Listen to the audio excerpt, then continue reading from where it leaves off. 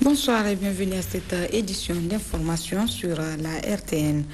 À l'Assemblée nationale, les travaux en séance plénière de la première session ordinaire au titre de l'année 2022 se poursuivent activement. Dans le cadre de ces travaux, les députés nationaux sous la présidence du troisième vice-président de l'institution ont procédé ce matin à l'examen et au vote du projet de loi complétant et modifiant la loi numéro 6127 du 15 juillet 1961 portant code pénal. Le résumé avec Mariama Dakou sur les images de Issa Kaïssa. Le projet de loi au menu des discussions ce matin à l'Assemblée nationale, à savoir le projet modifié et complétant la loi numéro 6127 du 15 juillet 61 portant institution du code pénal, a été soumis à l'appréciation des députés pour incriminer la disparition forcée. La disparition forcée, une expression qui recouvre la privation de liberté, le refus de reconnaître cette privation de liberté ou de relever le sort réservé à la personne disparue et les lieux où elle se trouve et la soustraction de la personne à la protection de la loi. Aussi, a dit le rapporteur, la commission saisie au fond pour l'examen de ce projet de loi, à savoir l'ACAJ, que c'est pour satisfaire à une exigence légale que ce projet modifiant et complétant la loi 6127 de juillet 61 portant code pénal a été introduit à l'Assemblée nationale. C'est ainsi que ce projet, transmis à l'Assemblée pour prendre en compte les dispositions de la Convention internationale pour la protection de toutes les personnes contre les disparitions forcées, a été adopté avec 102 voix pour, 0 contre et 0 abstention.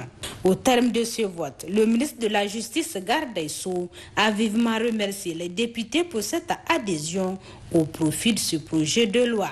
Je voudrais, après ce vote, remercier les honorables députés pour la diligence et la sérénité, surtout l'unanimité avec laquelle ce texte a été adopté. Et j'espère que les prochains textes que nous aurons à soumettre qui concernent les droits des défenseurs des droits de l'homme et la cybercriminalité seront aussi traités avec la même diligence et la même unanimité. À noter que les travaux en séance plénière reprendront demain vendredi 27 mai 2022 avec à l'ordre du jour l'élection partielle pour le remplacement d'un membre de la Haute Cour de justice. Et tout juste après cette séance plénière, le troisième vice-président de l'Assemblée nationale a présidé une séance de travail qui a réuni le réseau parlementaire pour la lutte contre les violences faites aux femmes et aux enfants et les questions du genre et développement. Retrouvons Mariama Dakou et Issa Kaïssa. C'est pour échanger et poser les bases d'une coopération fructueuse que cette réunion de travail a été initiée et organisée. Aussi, ce sont plusieurs sujets importants qui ont été évoqués au cours de la rencontre. Nous avons échangé de beaucoup de questions, notamment la démocratie, l'implication de la femme en politique, des jeunes, le café politique, le dialogue politique, en tout cas tout ce qu'on pense être un outil pour asseoir ou assainir la démocratie dans notre pays. Ce qui se dégage, c'est que effectivement, il y aura une collaboration entre d'une part le réseau genre de l'Assemblée nationale et de l'autre le groupe d'amitié qui se charge de la question des pays nordistes de l'Europe et à travers un plan d'action ou un plan de travail où nous allions bien sûr évoquer toutes ces questions relatives à la démocratie ou au bien-être ou à l'assainissement de la démocratie dans notre pays. Donc en gros, nous sommes en collaboration, en étroite collaboration d'ailleurs avec le NIMT et nous pensons que ça va être, Inch'Allah, un grand et bon travail pour notre pays. De cette réunion de travail entre le réseau parlementaire sur les questions de genre et développement, le groupe parlementaire d'amitié avec les pays de l'Europe du Nord et l'Institut néerlandais pour le multipartisme et la démocratie, ce sont des lendemains meilleurs, surtout en matière de défense des droits de la femme et de l'enfant qui sont espérés. L'enrôlement biométrique des Nigériens à l'extérieur est projeté à partir du 16 juin prochain et ce pendant 2 semaines. La question a été au centre d'une rencontre d'échange organisée ce jeudi matin par la CENI avec les représentants des partis politiques dans le but de mieux parachever le processus électoral. Gérard Abdelaziz est à côté au classement. Reporté en raison de la pandémie de la Covid-19, l'enrôlement biométrique des Nigériens de l'extérieur aura lieu finalement à partir du 16 juin prochain, et ce pendant 2 semaines, si tout se passe comme prévu. Environ 180 000 Nigériens résidant dans 15 pays, Algérie, Bénin, Burkina Faso, Cameroun, Côte d'Ivoire, Ghana, Mali, Nigeria, Maroc, Sénégal, Tchad, Togo, Belgique, France et États-Unis, sont ciblés par la CENI qui organise cette rencontre d'échange avec les représentants des partis politiques sur la question. Après des missions de terrain effectuées par les membres de la CENI, le ministère des Affaires étrangères et celui de l'Intérieur, une quinzaine de pays ont été retenus en application des critères préalablement établis. Ces choix ont été effectués sur la base de plusieurs préalables soigneusement étudiés par notre administration en concertation avec les représentations diplomatiques extérieures.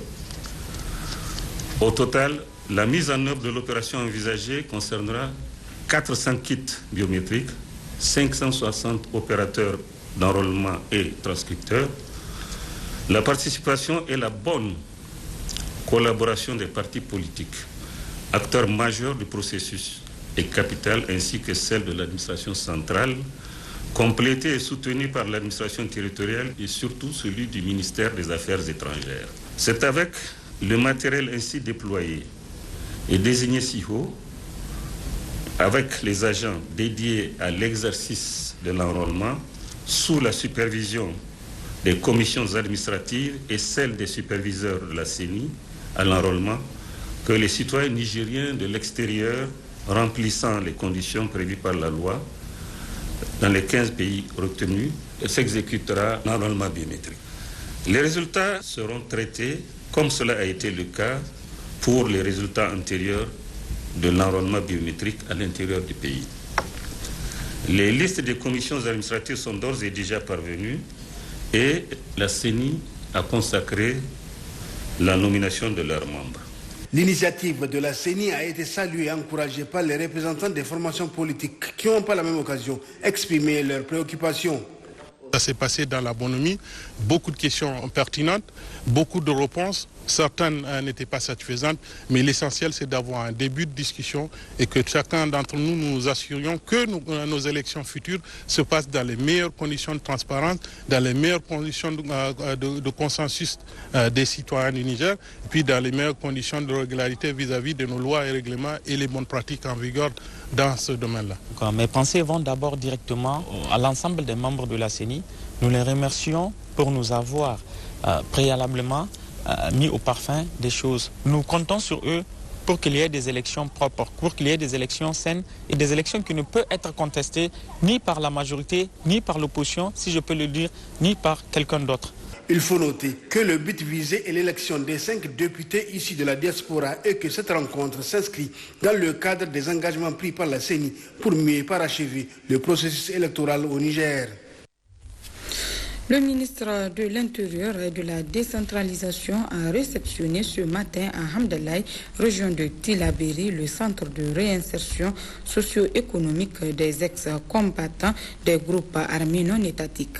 Un ouvrage qui prendra en charge les citoyens nigériens ayant décidé de réintégrer leur milieu. C'était en présence du président de la Commission nationale des droits humains, du gouverneur de la région de Tillabéri et plusieurs invités. Le point avec Abdul Karim Mamambarmou et Suleiman Bakarwali. La population de la commune rurale de Hamdalaï est sortie massivement pour accueillir le ministre de l'Intérieur et de la décentralisation venu pour la réception du centre de réinsertion socio-économique des ex-combattants des groupes armés non étatiques. Un centre qui vise à dissocier, réinsérer et réintégrer les ex-combattants afin que la sérénité et la tranquillité demeurent davantage entre les Nigériens. Un moment important pour le Niger dans l'éradication du terrorisme. Je suis heureuse car aujourd'hui marque une étape importante dans la marche du Niger vers l'éradication de l'extrémisme violent sur son sol.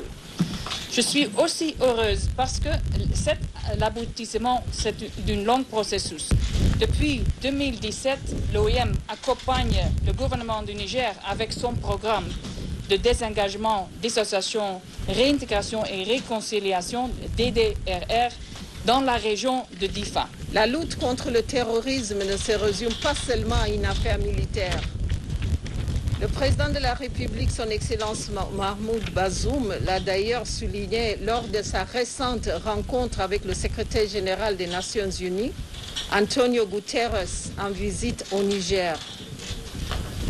Cela témoigne l'engagement des autorités nigériennes à faire la stabilisation, la cohésion sociale et la consolidation de paix, son cheval de bataille.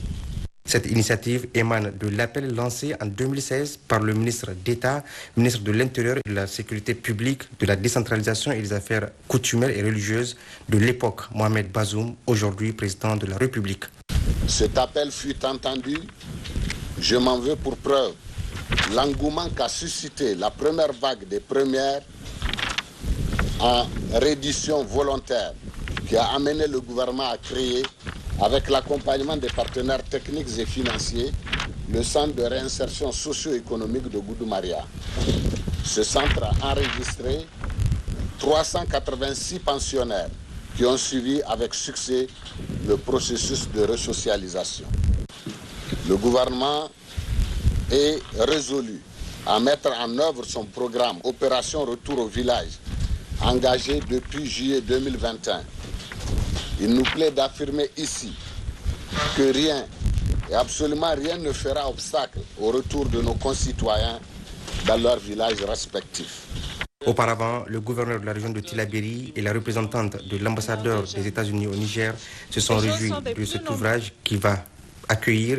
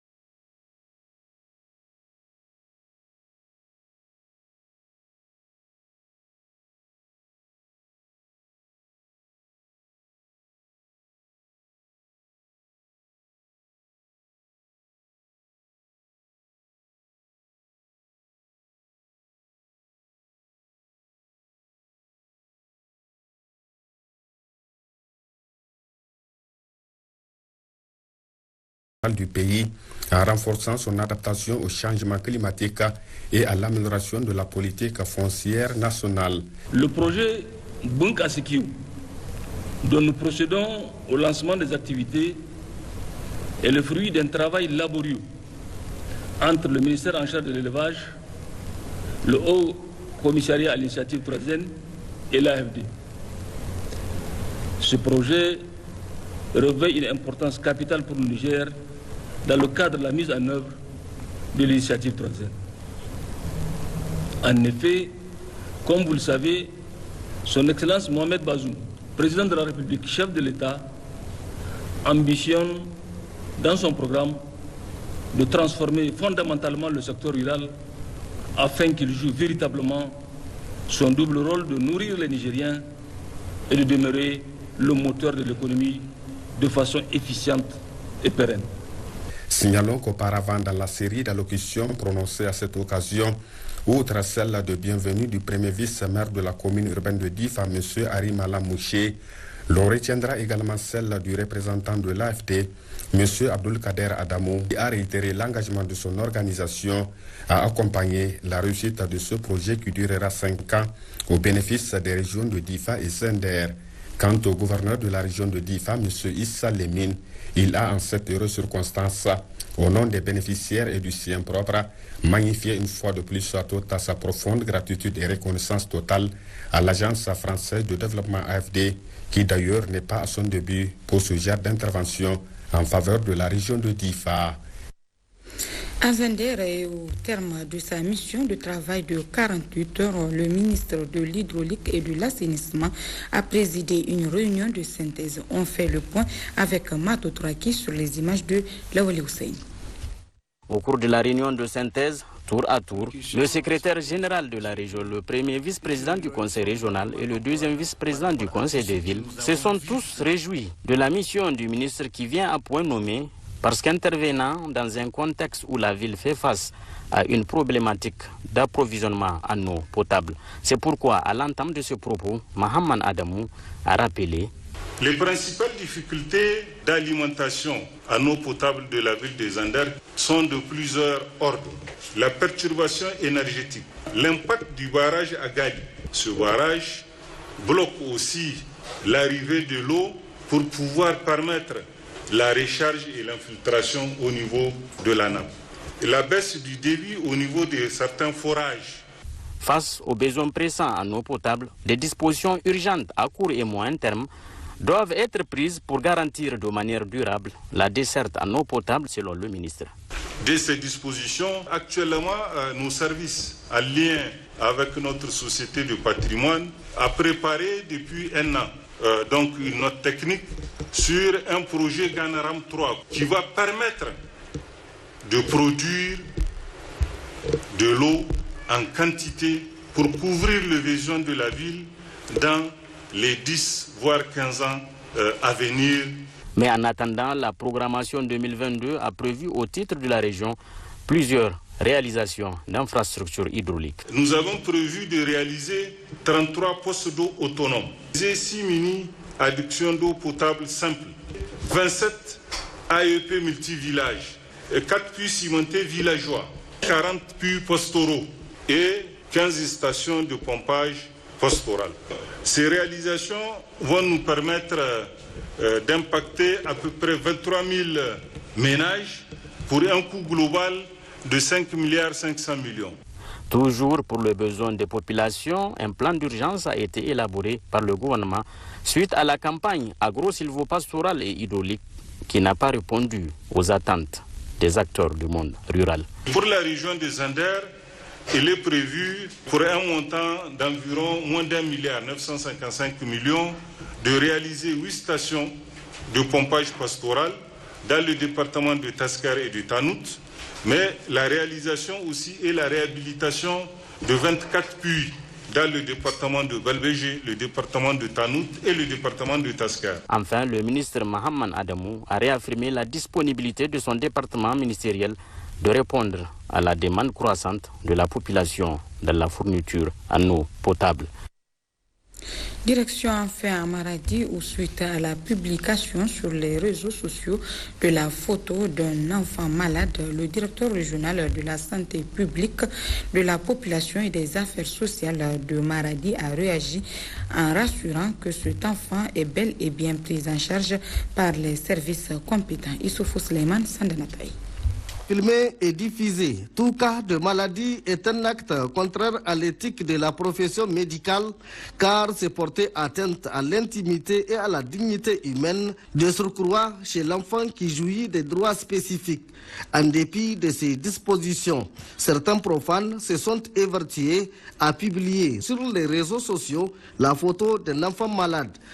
Suite à publication sur les réseaux sociaux de l'image, nous avons immédiatement déclenché le processus de repérage de cet enfant dans le village de Doudoua, 5 km du CSI de Toki, dans la commune de Kona et ce centre de Tessawa. Jusqu'en 2018, était suivi dans les centres de santé les plus proches, mais aussi à l'hôpital de Maradi. Les parents ont arrêté le suivi et une équipe en mission dans la zone a cru bon devoir de filmer l'enfant et c'est ainsi que l'image a fait le tour des réseaux sociaux. La réaction de la première dame Ajia Hadiza Bazoum, présidente de la fondation Nour, ne s'est pas fait attendre. Le ministre de la Santé publique nous a instruit de faire la prise en charge gratuitement, nonobstant son âge. La première dame, présidente de la fondation Nour, très sensible à ce genre de questions, a dépêché une équipe qui est en train d'arriver à Maradi aux côtés des parents de cet enfant pour lui apporter aide et assistance. ce qui témoigne de la sensibilité des responsables et agents aux questions de santé des populations, surtout celles des femmes et des enfants qui figurent en bonne place au rang des priorités du président de la République, chef de l'État, Bazoum Mohamed. Et c'est sur cette page que se ferme cette édition. Merci à vous de l'avoir suivi. Au revoir.